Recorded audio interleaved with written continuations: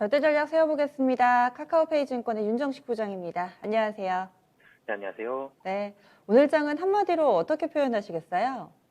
네, 오늘 장 눈치 보기 장세, 수급 혼조세라고 표현하고 싶습니다. 네, 올랐는데 뭔가 좀 확실하게 맥이 잡히는 것 같은 느낌은 아니라 이렇게 표현을 해주신 듯합니다. 눈치 보기 장세, 수급에서도 뭔가 좀 변화가 일어나고 있다. 좀 더 설명을 해주세요.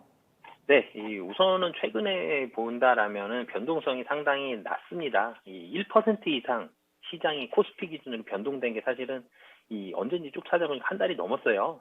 그만큼 변동성 5월 18일 날 1.23% 상승했고요. 나머지는 1% 미만으로 상승하거나 하락하는 모습이었거든요. 그리고 거래대금도 전체적으로 좀 심심한 그런 모습들을 보여주고 있고, 외국인과 기관도 1조 원 이상을 매도하거나 매수한 적이 사실 별로 없었죠. 전일 같은 경우 기관이 1조 원 정도 매도를 했는데요. 그만큼 변동성이 낮아졌습니다. 개인들만 지금 좀 매수세에 적극 가담하는 그런 모습들이 나오고 있고요. 그렇기 때문에 전체적으로는 시장에서 좀 눈치를 많이 보고 있다. 특히 외국인과 기관이 눈치를 많이 보면서 소극적으로 좀 대응을 하고 있다라고 보시면 되겠고요.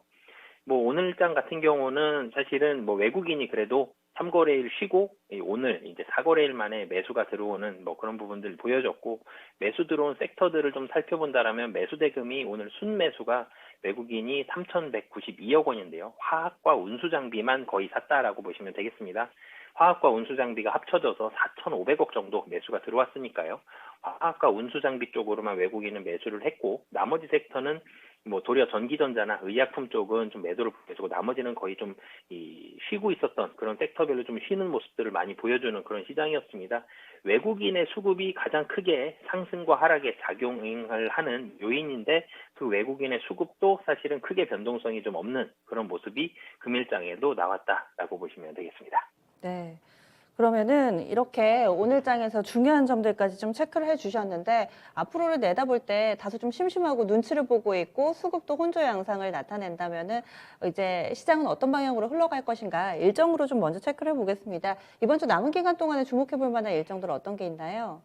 네, 우선은 가장 중요한 거는 23일이죠. 미국에서 6월 제조업 PMI 그리고 서비스업 PMI, 최근에 이런 지표들이 발표될 때마다 대체적으로 좀 좋게 나오는 편이거든요. 근데 또 조금 좋게 나오면 상관이 없는데, 많이 좋게 나오면 시장 또 출렁입니다. 너무 좋기 때문에 시장 또 조인다, 이런 얘기들 나올 수 있기 때문에 이 지표들이 차라리 좀 안 좋게 나오거나 조금만 시장 예상치보다 조금만 좋게 나오는 경우가 좋을 것 같고요. 서프라이즈하게 좋게 나온다 그러면 테이퍼링 얘기 보나마나 또 나올 거기 때문에 이 지표들 23일 날 미국의 6월 제조 PMI와 서비스 PMI 봐야 될 것 같고요. 그리고 6월 24일부터 25일까지 181회 오펙 회담 열리는데요. 최근에 국제 유가가 좋죠. 그렇기 때문에 사실 감산할 가능성은 적습니다.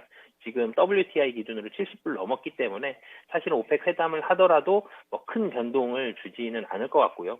국제 유가 좋다 그래서 증산할 가능성도 낮거든요. 그렇기 때문에 큰 그건 아니지만 오펙 회담도 좀 눈여겨 보셨으면 좋겠고요. 그리고 6월 24일 미국에서 페덱스, 나이키 등 실적 발표들 나오게 되는데, 중요한 소비재들 실적 발표이기 때문에 관심 있게 좀 보시면, 실적이 또 여기도 또 너무 좋아도 지표 좋게 나온 것만큼 또 테이퍼링 얘기 나올 수 있기 때문에 실적이 어떻게 나오는지까지 살펴보시면 좋을 것 같습니다. 네. 특히나 이번 주에는 이 연은 총재들의 발언들이 계속해서 이어지는데 오늘 밤에 미국에서 제롬 파월 연준 의장 청문회 있죠. 그 주제가 코로나19와 연준의 대응 이런 주제로 연설이 좀 있다고 하는데 이 부분은 또 내일장에 어떻게 영향을 미치게 될까요?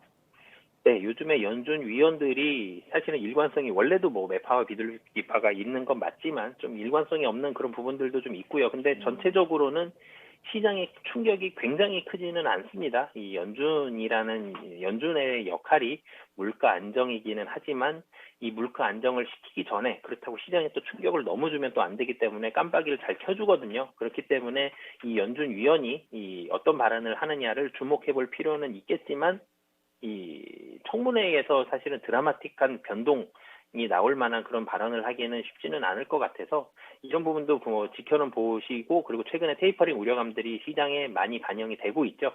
그래서 충격이 전보다는 점점 완화될 겁니다. 그래서 지켜는 보시되 그래서 크게 뭐 굉장히 큰 변동성이 나올 가능성은 좀 낮아 보이는 그런 상황입니다. 큰 영향을 줄 만한 그런 파급력 있는 멘트가 나오지는 않을 걸로 봐주셨네요. 그러면 이제 일정까지 체크를 해봤으니까 이번 주에 봐야 될 체크 포인트, 시장에 영향을 줄 만한 부분들 어떤 거라고 판단하세요? 네, 이 전체적으로는 이 수급을 가장 좀 중요하게 봐야 되는 수급. 상황입니다. 외국인의 이런 이 순매수와 순매도, 물론 규모도 중요하겠지만 외국인이 사면 이 상승이 더 좋고요. 외국인이 팔면 하락 가능성이 훨씬 좀 높은 시장이고요. 그리고 최근에 외국인의 수급이 그렇게 좋은 편은 아닙니다. 오늘 좀 사주긴 했지만 17일, 18일, 21일, 그러니까 지난주 목금, 이번 주 월요일까지 해서 거의 2조 원 가까운 매도가 나왔고요. 기관도 사실은 매도가 좀 잘 줄기차게 나왔습니다. 이거를 개인이 다 받는 모습을 보여주면서 시장의 충격은 완화했지만 외국인의 수급은 코스피, 특히 코스피에 가장 결정적으로 작용하는 그런 모습들을 보여주고 있고요. 그리고 거래소 대형주들이 외국인의 수급이 좋지 않았었기 때문에, 뭐 기관도 마찬가지지만 이 움직임이 그렇게 좋은 편은 아니었습니다. 근데 금일 같은 경우 뭐 정유, 화학이라든지 자동차 섹터들 매수세가 조금은 강하게 들어왔었고요. 들어온 모습들 보여줬는데, 사실은 대형주 섹터들이 어느 정도라도 외국인의 매수가 들어온다라면 지금의 이 답답한 장세보다는 좀 좋아질 가능성이 있거든요. 그렇기 때문에 이 정유, 화학, 자동차 이 섹터들 수급이 계속적으로 좀 좋아지는지 여부도 주목을 하시면 좋을 것 같습니다.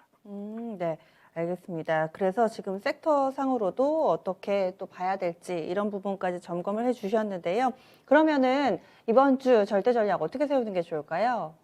네, 오늘 뭐 가장 많이 드린 말씀이 외국인의 매수 매도, 이 외국인의 수급 얘기를 가장 많이 드렸는데요. 이 시장이 위든 아래든 변동성이 나올 때까지 이 시장을 쥐고 있는 키, 작년에 개인이었다라면 금년에는 다시 예전처럼 외국인이, 특히 거래소는 외국인이 시장의 움직임 키를 주고 있습니다. 그렇기 때문에 외국인 수급 개선 시까지는 전체적으로는 좀 보수적으로 현금 비중 확보하시면서 보수적으로 접근하시는 전략이 좀 유효하다라고 보시면 되겠습니다. 뭐 섹터 상으로는 요즘에 계속해서 순환매인데 주도주 없이 이렇게 계속 돌아가면서 시세를 내는 양상은 여전히 이어질 걸로 보시나요?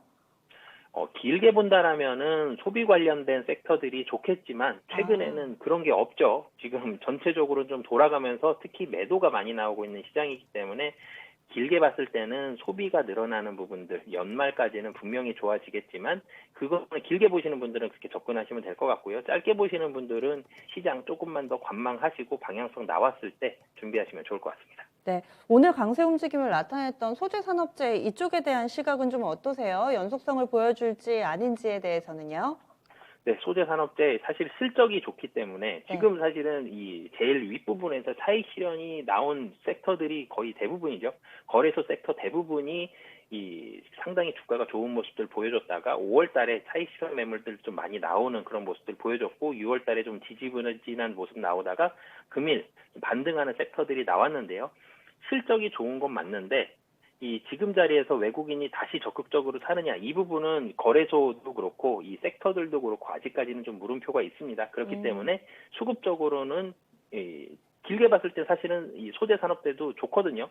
실적이 거의 사상 최고치가 나올 것이기 때문에 길게 봤을 때는 이 섹터들도 좋은데 지금 자리가 가장 좋으냐라는 부분들을 봤을 때는 이 섹터들도 외국인 수급을 조금 더 확인하고 들어가시는 게 좋을 것 같습니다. 전반적으로 봤을 때 단기적으로는 시장 좀 빠질 수 있는 가능성 열어두시는 거죠. 약간은 좀 멘트가 보수적으로 나오시는 것 같아서요.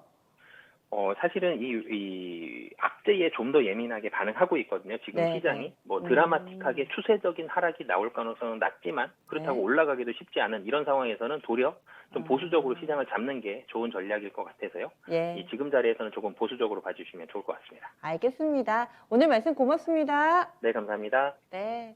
시장에서 가장 중요한 점, 외국인이 어떻게 대응을 하느냐, 이 부분으로 보고 있습니다. 그래서 외국인 수급이 개선될 때까지, 외국인이 바이코리아 적극적으로 좀 우리나라에 들어올 때까지는 조금은 좀 관망을 하면서 보수적으로 시장 대응하는 것이 좋지 않을까. 단기적인 시각으로는 보수적이지만은 장기적인 시각으로 좀 투자 성향이 내가 장기로 본다 하시는 분들은 소비재 섹터라든지 혹은 실적이 확실히 좋아지는 쪽, 이쪽에 대해서는 꾸준히 좀 들어가 봐도 좋겠다라는 의견 나오고 나오고 있습니다. 일정들 상당히 좀 많으니까요. 오늘 밤에 제롬 파월 연준 의장의 이런 연설이라든지 그리고 내일은 미국의 경제지표들 이런 부분들 체크 포인트로 제시를 하고 있습니다. 그래서 지수 자체가 쭉쭉 뻗어나가기보다는 그 내부에서 지수가 옆으로 가는 동안에 또 종목군별로의 움직임 이런 부분들 대체로 증권가에서도 의견이 좀 모아지고 있습니다. 오늘 절대 전략까지 함께했고요. 이 부분은 카카오페이증권의 윤정식 부장과 이야기 나눠봤습니다.